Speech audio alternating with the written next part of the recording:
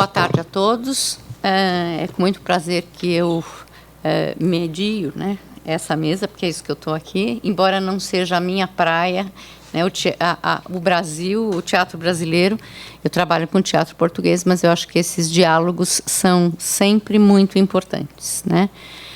A Marina eu já conheço desde há muito, a Jéssica eu conheci há umas semanas atrás e eu estou imensamente feliz de estar aqui. Li o trabalho, parte do trabalho de ambas. O da Marina eu li porque estou na banca. Então, eu espero poder contribuir com o trabalho dela, se não hoje, ao longo do processo. Então, a mesa intitula-se Teatro Brasileiro. Eu vou dar a palavra primeiro à Jéssica, e a comunicação dela se intitula Conspiração da Posteridade, Ideia, Devir e Esgotamento da Dramaturgia de Peças Históricas no Romantismo Brasileiro. É um título avantajado, né? Mas ela fez o recorte, porque eu recebi o texto, e eu vou dar a palavra, e ela tem 20 minutos. Quando tiver... Deixa eu só ver se tem outro. Quando faltarem 5 minutos, eu aviso, e quando eu tiver que é tempo esgotado, o tempo é esgotado, porque há uma mesa em seguida. Tá bom?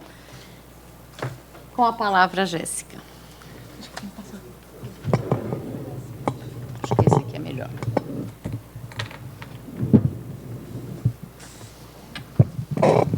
Cuidado que esse pedestal está caindo. Pode puxar? Tenho medo. Aqui, boa tarde. De fato, o meu trabalho ele realmente realiza um recorte. Eu realizei um recorte para essa apresentação hoje, mas eu pus o título do meu projeto, que eu estou desenvolvendo aqui no doutorado, sob a orientação do professor João Roberto Faria. E, assim, eu trouxe para conversar com vocês hoje um recorte específico e interessante, eu acredito, em relação às peças históricas brasileiras, porque representa uma espécie de forma diferenciada, uma manifestação diferenciada das peças históricas em geral. Então, hoje o recorte é sobre o drama histórico Bartolomeu de Gusmão, de um dramaturgo romântico chamado Agrário de Menezes, um dramaturgo baiano. E, assim, ele não é muito conhecido, também na academia e fora, né? Um autor que ele precisa, eu acredito, precisa ser revisitado porque ele é um dos grandes dramaturgos românticos da nossa época, da época do romantismo, né? Então, acredito que a leitura dele traria uma contribuição imensa para os estudiosos da dramaturgia romântica. Mas esse recorte que eu vou realizar, ele vai tratar principalmente da materialização da morte do herói. Vocês sabem que o herói ele é uma materialização importante de personagem para o romantismo. E aí existem vários conceitos de heróis, pelos quais eu vou passar, mas vou seguir, então, o texto que eu trouxe para vocês. E aí, durante a minha explanação, eu trago algumas explicações a mais. O presente trabalho reflete sobre a materialização da morte do herói na dramaturgia histórica no período romântico brasileiro. Por meio de uma comparação com outras modalidades, como o épico e o lírico, de acordo com as contribuições teóricas de Hegel, e mobilizando conceitos como herói e mártir, buscamos analisar o drama histórico Bartolomeu de Gusmão, de Agrário de Menezes, publicado em 1865. O protagonista homônimo é o padre inventor da passarola, uma máquina voadora inspirada no voo dos pássaros e pioneira na ciência aeronáutica. Brasileiro nascido em Santos, em 1685, perseguido pela Inquisição e acusado de feitiçaria e práticas judaizantes. O drama de Menezes apresenta-se singular pelo fato de pôr em cena uma personalidade histórica literalmente morta, o fantasma do padre, modificando os eventos históricos e inserindo o tema do sobrenatural em um desfecho imaginativo e de tom moral que repara os acontecimentos históricos e lhes proporciona uma nova perspectiva para o futuro. Bartolomeu de Gusmão, como personagem dramática e histórica, comunga com as definições de Hegel para o herói como o homem em conformidade com a necessidade do espírito universal, no qual coincide o objetivo da paixão e da ideia, e cujo patos se localiza justamente na possibilidade de contributo para o desenvolvimento racional da história, mesclando essas definições de herói e mártir e renunciando à própria vida em nome da ideia e do desenvolvimento histórico, em nome do progresso científico. Então, tentando desenvolver um pouco isso que eu trago. A peça histórica, e eu chamo na minha pesquisa todas essas peças, tanto tragédias, melodramas, dramas, como peças históricas, porque, em termos de gênero, é difícil realizar uma generalização sobre como chamá-las. Então, assim, vou encontrar tragédias, dramas, como eu disse, melodramas, entre outras formas de manifestação. E essas peças, elas também não são... elas não têm construções muito semelhantes, apesar de terem alguns pontos em comum. Então, o que acontece? Geralmente, a peça histórica ela se organiza de uma forma que pode ser generalizada assim. Existe um acontecimento histórico, o dramaturgo ele vai atrás dessa história por meio da leitura de cronistas e de historiadores, e aí ele traz essa história à cena com uma construção geralmente melodramática. Ou seja, por exemplo, uma história de amor. Então, existe um personagem que ele... Talvez vocês já tenham lido Gonzaga, né, do Castro Alves. Então, é a história dos Inconfidentes Mineiros, e aí todo o sofrimento pelo qual eles passam nessa construção histórica. Existe um conflito amoroso que vai, de alguma forma, fornecer um esqueleto para o desenvolvimento dessa ação.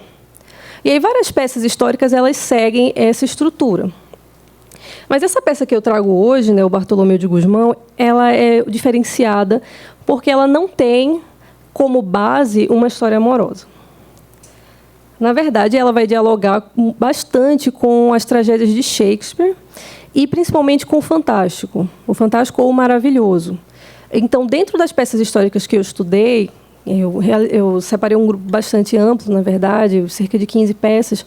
Essa é uma das poucas peças em que o desenvolvimento da ação e essa narrativa histórica dentro da peça histórica, ela não segue uma linha melodramática. Isso acontece porque essa personagem, o Bartolomeu de Gusmão, é um inventor. Ele cria uma máquina voadora chamada passarola, mas na época em que ele vive, essa invenção científica ela é interpretada como uma invenção sobrenatural. Então, os inimigos dele, que têm ciúme da relação que ele estabelece com o rei, que ele estabelece com a sociedade, decidem acusá-lo de feiticeiro e descobrem também que ele que ele é judeu e que isso pode ser um material para levá-lo a julgamento.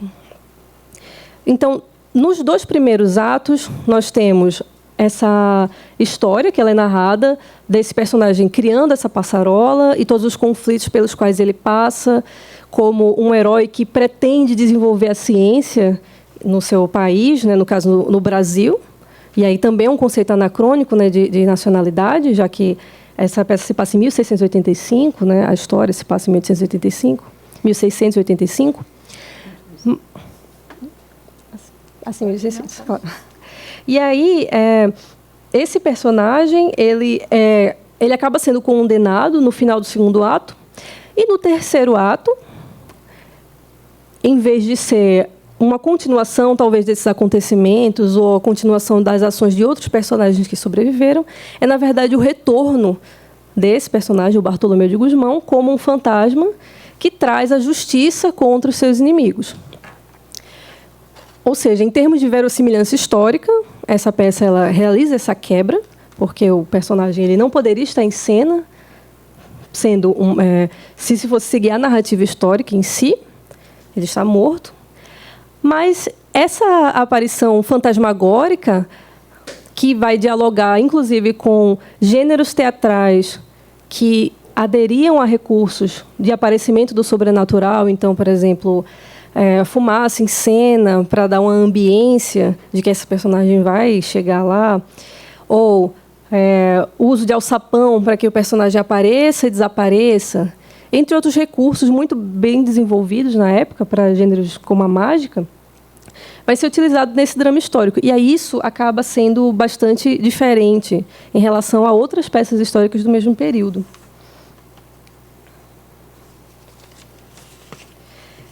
Eu falei também sobre a questão do herói, que ela é importante porque o herói, para Hegel, quando ele vai escrever sobre a história, ele localiza um tipo de ser humano, um tipo de personagem dentro da narrativa histórica que, de certa forma, conduz os acontecimentos. Então, ele é o responsável por compreender a sua época, compreender o significado de suas ações para possibilitar esse desenvolvimento histórico. Então, ele é dotado também de certo esclarecimento sobre os fatos, muitas vezes mais do que outras pessoas. E aí ele traz, de alguma forma, essa figura bastante comum no romantismo, de ser a antena da raça, a pessoa que compreende os tempos históricos e que colabora de fato. E aí Hegel ele associa a esse personagem uma compreensão que ela é objetiva e subjetiva, ou seja, ele compreende essa materialidade dos tempos e, ao mesmo tempo, os seus sentimentos colaboram com isso. A outra classificação para o herói que tem a ver com o drama, o herói como personagem central. E aí esse Bartolomeu de Gusmão ele dialoga com essas duas instâncias para essa construção de uma peça histórica, duplamente, ou seja, tanto como personagem dramático, como um personagem histórico. Outro ponto importante é que essa fantasmagoria presente no Bartolomeu de Gusmão, ela também diz respeito ao próprio conceito de história no século XIX. Principalmente porque a história do século XIX ela pensa bastante sobre a morte. Então, é uma consciência da morte como um acontecimento que vai trazer uma reflexão sobre a vida, ou seja, sobre a finitude dos acontecimentos, e que nos impulsionaria a realizar modificações e, principalmente, a narrar esses acontecimentos antes que eles se percam. Tanto que vários historiadores, como o Michelet, por exemplo, ele constrói a sua história pensando no acontecimento da morte e no fato de o historiador poder trazer essas vozes de mortos que já não podem se comunicar. E ele tem plena consciência de que o historiador ele também não é capaz de trazer essa voz de maneira ampla. Ele sabe que a história se organiza como discurso, e discurso de uma pessoa que é o historiador. Tanto que no prefácio da História da França, que ele vai escrever, ele traz essa metáfora dele sendo o historiador, ou seja, aquele homem que caminha entre mortos. E que esses mortos eles não são fantasmagóricos ou violentos. Eles não podem fazer mal. Eles não podem... eles não são aqueles mortos de histórias de terror, por exemplo, digamos. Eles são mortos que já não têm voz, já não têm uma possibilidade de atuação na sociedade.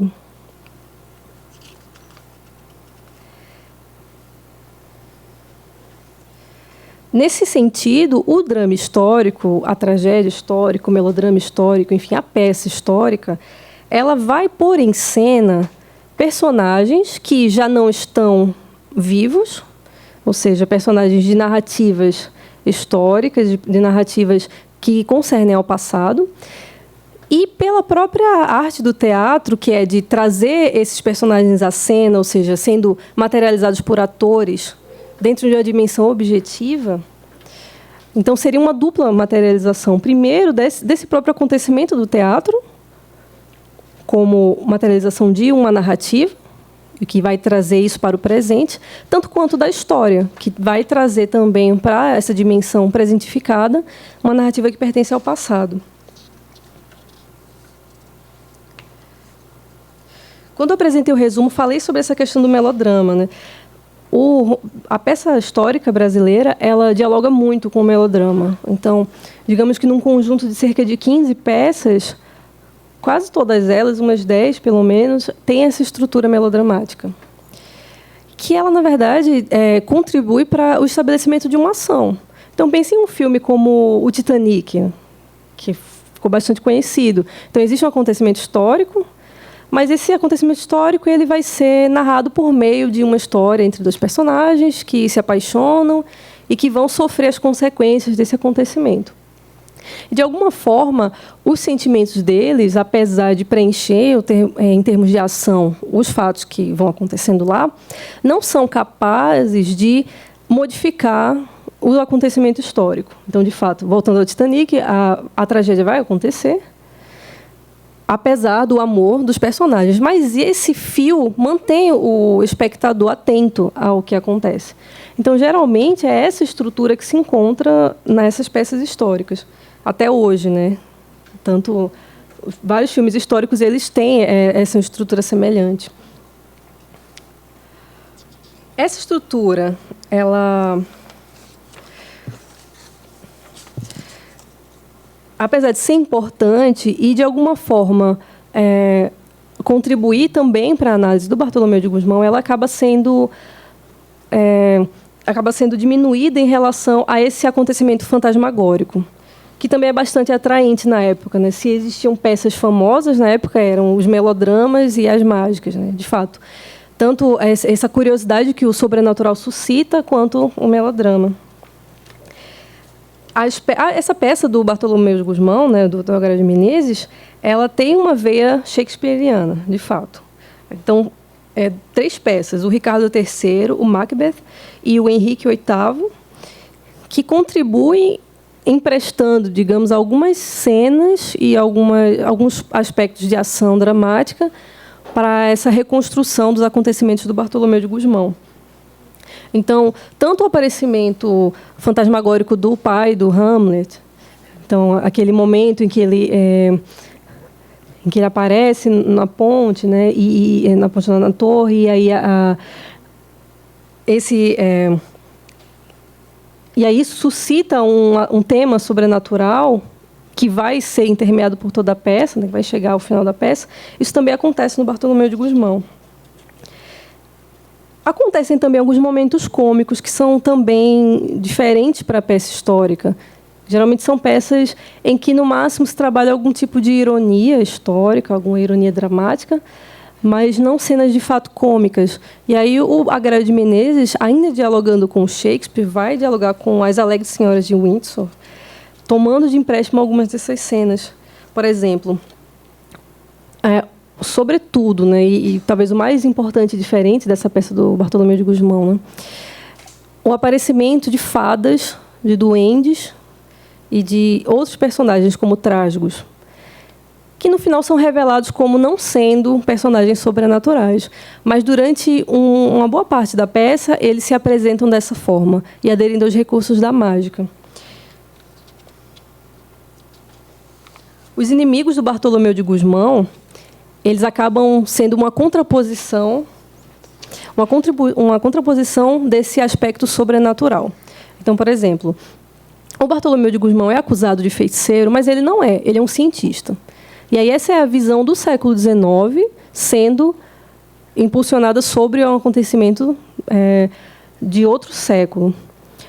Mas aí os inimigos do Bartolomeu de Gusmão, eles aderem a esses acontecimentos sobrenaturais como uma forma de mostrar que o Bartolomeu de Gusmão, ele não é um feiticeiro, ele não adere a nenhum recurso sobrenatural, mas esses inimigos aderem a isso.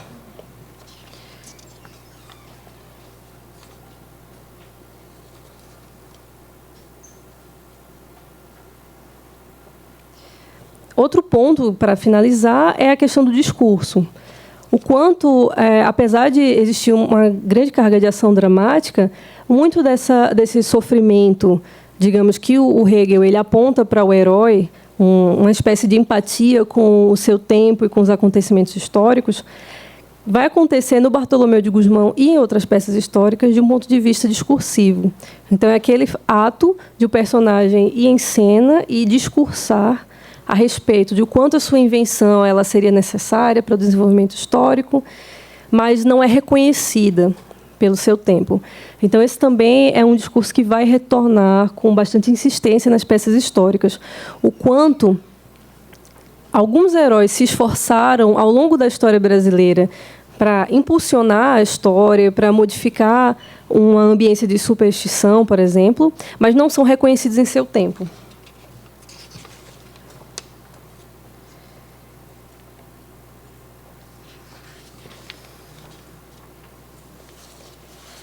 E aí o fundo da crítica que o Agrário de Menezes põe na boca do personagem, do Bartolomeu de Gusmão, é dessa nação, né, que ele vai enxergar como uma nação ingrata, porque não reconhece seus heróis. E aí essa subjetividade vai se mesclar com essa experiência sociocultural. Desse personagem que é um herói histórico, que quer agir, mas que ele é impossibilitado de agir. E aí sua sombra ela vai habitar essa dimensão duplamente material e espiritual, tanto no ponto de vista histórico quanto no ponto de vista dramático e teatral. Ele vai prever que essa nação brasileira em formação, se quer formar nos séculos futuros, né, se ela quer se formar como nação, ela vai precisar tanto escrever sua história quanto reconhecer as ações desses heróis. Isso numa perspectiva que se alonga para o futuro, dentro do discurso da peça histórica. Bom, então é isso que eu quis trazer para vocês hoje. Obrigada.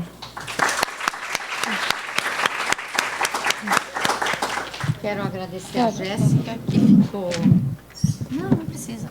Que ficou perfeitamente dentro do tempo. Eu vou dar a palavra à Marina, se o puder deixar. E depois a gente abre para discussões. Está funcionando esse? Tá, acho que tá. Então, a Marina vai tratar a comunicação da Marina se intitula O Diabo que Fala Tupi, a representação do diabo na aldeia de Guaraparim, de José de Anchieta. Então, só chamando a atenção, uma coisa que eu talvez devesse falar, a Jéssica é doutoranda e a Marina é mestranda do programa de pós-graduação em literatura brasileira. Acho que vale a pena ressaltar isso. Com a palavra, Marina. Boa tarde. Queria primeiro agradecer à comissão do evento, a professora Flávia pela mediação da mesa, a Jéssica e a cada um que veio aqui. O que eu vou apresentar hoje é um resultado parcial ainda, minha pesquisa de mestrado ainda está em andamento. Bom, na minha pesquisa, como a professora Flávia falou, eu estudo como o diabo é representado no teatro do Padre Anchieta, que levanta vários problemas de ordem histórica, de ordem antropológica, de ordem social. O que eu estou procurando é como ele representa as peças dele para índios e para colonos. O que eu estou procurando é as influências indígenas na construção das personagens, no caso, o diabo. Não vou ter tempo aqui de falar de toda essa contextualização histórica e antropológica, mas eu tenho esse pano de fundo no meu estudo. Bom, no teatro religioso da Europa, no século XVI, que é quando Anchieta está aqui escrevendo, o diabo ele é uma figura muito recorrente no teatro religioso.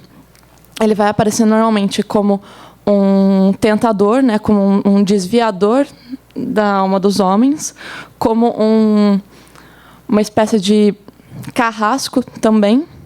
E ele também vai aparecer como alívio cômico. O diabo ele é, com muita frequência, motivo de chacota dentro do teatro religioso da época, exemplo do Gil Vicente. Aqui no Brasil, na colônia, além dessas questões já tradicionais no teatro europeu, o diabo também vai encarnar alguns pecados muito característicos do contexto colonial, dos colonos que estavam aqui e, principalmente, dos ameríndios. Então, o que eu comecei a buscar era, além desses pecados que o diabo estava ali representando, o que mais de nativo ele tem? O que da cultura tupi aparece nesse teatro? Porque ela é uma cultura que ela é até hoje muito silenciada. Ela foi sufocada pela colonização na costa e muita gente uma vez ficaram surpresos dele quando eu contei que não, porque eles falavam tupi. Nossa, mas eles tinham língua? Então, assim, é uma cultura que até hoje, apesar de ser muito fundamental para a formação da cultura da costa brasileira, ela até hoje é muito silenciada. Bom, o teatro que o Anchieta escreve a gente tem 12 peças atribuídas a ele. Todas essas peças recebem a classificação de alto. O alto ele é um gênero muito difundido na Europa nessa época. É um gênero religioso, moralizante, muito, muito popular também. Dessas 12 peças que são atribuídas a ele, 7 são o que a gente chama de auto de enfrentamento. Um auto de enfrentamento ele é literalmente uma peça em que o bem e o mal vão se enfrentar diretamente na cena. Então, seja um anjo e um demônio, ou então um santo e um demônio, mas esse enfrentamento vai acontecer diante dos olhos de todos. É nessas peças que eu foco o meu estudo. Minha proposta de mestrado é estudar e comparar todas as 7, mas aqui, por causa do tempo, a gente vai ficar com uma só, que é na aldeia de Guaraparim. Mas antes disso, uma contextualização sobre a obra do Anchieta. O Anchieta ele escreve teatro e da obra literária dele é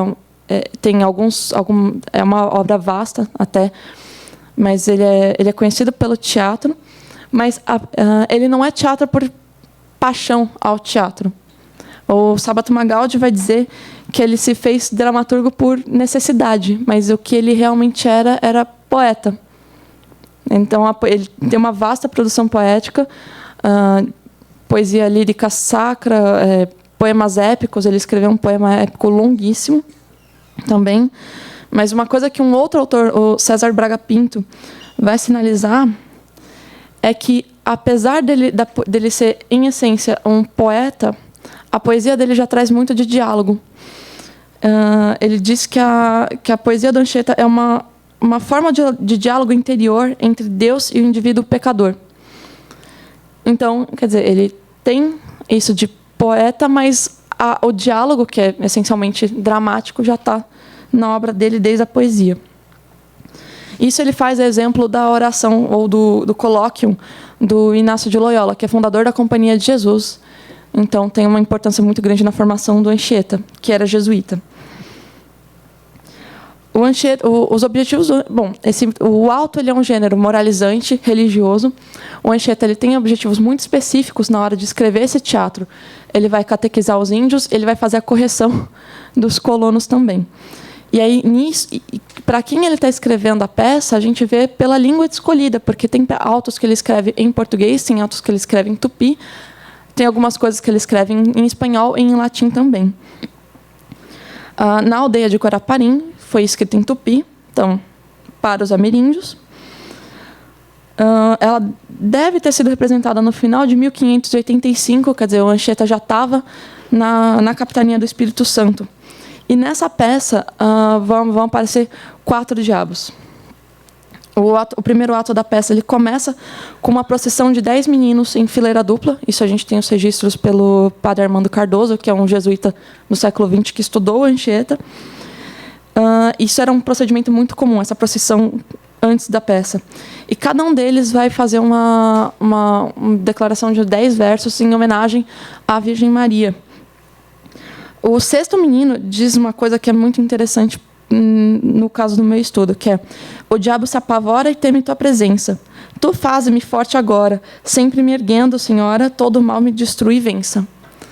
Então, ele já coloca a Virgem e os diabos em enfrentamento direto. Passando para o segundo ato, os diabos entram em cena. São 4. O Anhanguçu, o Tatapitera, Calmundá e Moropiaroera. São todos nomes indígenas. Eles começam a discutir e reclamar a situação em que eles estão vivendo, porque em todas as aldeias onde eles moravam antes, de todas elas foram expulsos, e a cada aldeia nova onde eles chegam, eles também são expulsos pela ação dos missionários.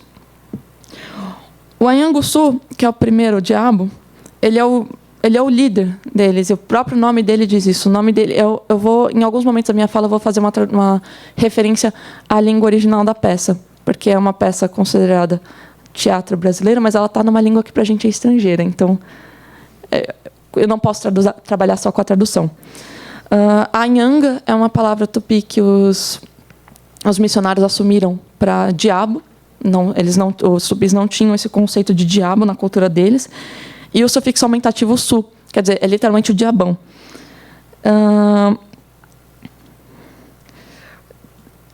Ele entra em cena e ele está se queixando da ação do sacerdote inimigo, que, nas palavras dele, proclama que a mãe divina desgraçou a minha sina e a cabeça me rompeu. E a cabeça me rompeu, ele é uma referência muito direta à cultura de vingança e de antropofagia, que era muito marcante na cultura tupi. Assim, é um traço fundamental da cultura tupi, essa questão da vingança e da antropofagia. O segundo diabo, que é o Tatapitera, ele reconhece, ele não nega que eles estão numa situação muito complicada, mas ele parece ter uma ideia para mudar essa situação. E ele vai dizer: vamos, pois, levantando, pegar Tupãnci por trás. Tupãnci é o nome que em Tupi os missionários deram para Maria. Tupãnci significa mãe de Deus. Tatapitera é tatá, fogo, e Peter, que é beijar ou chupar, ele é literalmente o chupa-fogo. Isso aparece porque os pajés tupis, eles tinham muito forte essa questão do fumo. Os tupis fumavam em rituais. E eles e os pajés esfumaçavam o ambiente em volta de uma pessoa doente para expulsar as mazelas dela. Então, os missionários, eles estavam combatendo diretamente essa cultura de pagelança também. Eles tinham muita coisa para lidar aqui. E eles estavam tentando acabar com cada traço considerado pagão dessa cultura. O penúltimo diabo, que é o Calmundá, é o ladrão de Cauim. Esse é o nome de gente, tá? Esse é o nome de... tinha pessoas chamadas Calmundá. Diz: quem comigo se igualou? Ninguém. Desordeiro sou. Eu era Tupinambá. Eu era Tupinambá. Eu não sou mais. Essa peça foi escrita para índios tupinambás. Se ele era Tupinambá, quer dizer que ele foi expulso. Ele é um despatriado, de certa forma, né? Esse tempo verbal eu achei muito interessante, porque ele significa que, para o Anchieta, e o Anchieta estava tentando convencer a aldeia para quem ele estava pregando disso, aqueles hábitos do Calmundá já não eram mais deles. O cauim, ele é uma bebida alcoólica indígena, muito usado em rituais também. Tanto o fumo quanto o álcool, eles eram usados para rituais religiosos. Então, era outra coisa que ele estava querendo tirar dali. Depois dessa fala, na verdade, durante essa fala, um novo diabo entra em cena, que é o Moropiaroera. Esse nome, ele pode ser traduzido, tem duas traduções possíveis. Ele é o antigo adversário de pessoas, quer dizer, o adversário que já é alguém que já não é mais adversário de pessoas, ou então o lutador cruel. As duas traduções são possíveis. Também era nome de gente. Ele vem para cá e a fala dele fala, ele vem para a cena carregando 3 almas que um outro diabo identifica como almas temiminós. Temiminós eram uma tribo inimiga desses tupinambás, para quem o Anchieta estava escrevendo. E ele se apresenta: sim, sou eu, vim procurar-te e descrever-te a minha arte de matança e sururu. esse Moropiaroera, ele vem para... Se o Anhanguçu, ele entrou falando da questão da vingança, o Moropiaroera, ele vem carregando a questão da guerra mesmo. Algumas estrofes depois disso, o Moropiaroera, ele começa a falar de uma tribo que ele visitou, onde os habitantes tinham sacrificado um bom cristão, provavelmente um padre, num ritual antropofágico. De um cristão que ali passava, se vingaram a meu mando. Mais uma vez, a questão da vingança dentro do ritual antropofágico. E isso aparece aqui muito forte, porque se os índios se vingaram a mando dele, é provavelmente porque ele mesmo tinha sido expulso daquela aldeia anteriormente por causa dos missionários.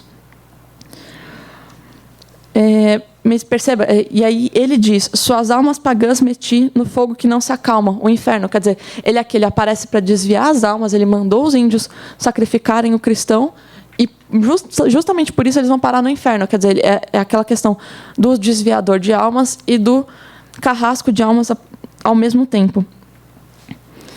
Com isso eu entro no terceiro ato, que é o principal dessa peça, porque é quando aparece um personagem muito importante, que é o Pirataca, que é um índio que acabou de morrer, e ele aparece na cena meio perdido, ele não sabe para onde ele está indo, ele espera ir para o céu, mas ele tem um certo receio, ele não tem certeza de para onde ele vai. Essa personagem faz uma referência ao Alto da Alma, do Gil Vicente, e ao Parvo, do Alto da Barca do Inferno, também do Gil Vicente. E quando ele aparece na cena, os quatro diabos começam a chamar: não, vem com a gente vai te levar para o seu lugar e tal, querendo enganar um pouco o Pirataca. Ele não se deixa enganar, ele sabe quem aquelas figuras são. Então ele não aceita o conselho deles, ele não aceita o guia, não os aceita como guias, até o ponto em que eles começam a forçar o Pirataca a segui-los para o inferno. E contra isso, a alma do Pirataca não tem defesa. O Pirataca se desespera, ele começa a clamar por socorro divino, e aí a Virgem manda um anjo para resgatar o Pirataca. E aí o anjo confirma a salvação do Pirataca, porque ele era convertido, tinha recebido a extrema-unção e tal. E aí os diabos são expulsos da presença do anjo. Só a menção do nome de Deus já é o suficiente para fazer o Anhanguçu se incomodar bastante. Que nome terrível ouvi que me deixa atormentado. Esse desfecho, ele repete o Alto da Barca do Inferno, o Alto da Alma. Também ele aparece no Alto da Barca da Glória, do Gil Vicente. Quer dizer, esse teatro religioso europeu aparece de novo e de novo e de novo no Teatro do Anchieta. E aí que eu quero citar o Ednilson Aparecido 40, porque ele escreve sobre essa ação dos demônios e esse desfecho, dizendo que a ação dos demônios está confinada. Eles são impossibilitados de emular-se frente aos signatários de Deus. Eles querem a vitória, mas eles sabem que eles não vão conseguir. Isso também aparece no teatro europeu da época. E ele também vai escrever que é tingida a vitória do bem sobre o mal. A cruz fazia a sua redenção e reocupava o seu lugar sacramental na terra. Quer dizer, é a cruz, a igreja retomando seu espaço de direito e expulsando os demônios da cultura indígena. Falando sobre a representação da peça, a caracterização dessas 6 personagens que aparecem, mais os 10 meninos. Então, são os 4 diabos, o Pirataca, o anjo, mais os 10 meninos. Ela teria sido meio híbrida. Teria trazido elementos da indumentária portuguesa, que tinha vindo com os colonos, mas também teria sido composta pelas plumas, pelas tintas, todos elementos da cultura tupi. E isso aqui é muito importante, isso que eu ainda estou em busca na minha pesquisa, porque essa influência portuguesa no estilo e na prosódia é muito nítida. A cultura tupi também aparece muito, muito nitidamente aqui, porque tem um senso do humor que é característico deles, tem músicas, tem danças, tem a própria caracterização dos personagens. se não pode vencê-los, junte-se a eles, né? Diz o ditado. Os jesuítas sabiam disso, eles sabiam que eles nunca iam conseguir suplantar completamente uma cultura. Então, o que eles faziam era basicamente abraçar e assimilar elementos daquela cultura e alterar certos aspectos da doutrina. Isso eles não fizeram só aqui, eles fizeram em todos os lugares para onde eles foram mandados, para tornar a doutrina católica mais atrativa. Então, o que eu estou procurando aqui é justamente esses elementos tupis que serviram para que foram ressignificados, foram assimilados, mas também são um vestígio de uma cultura que foi tão silenciada e com tanta violência assassinada no nosso território. Obrigada.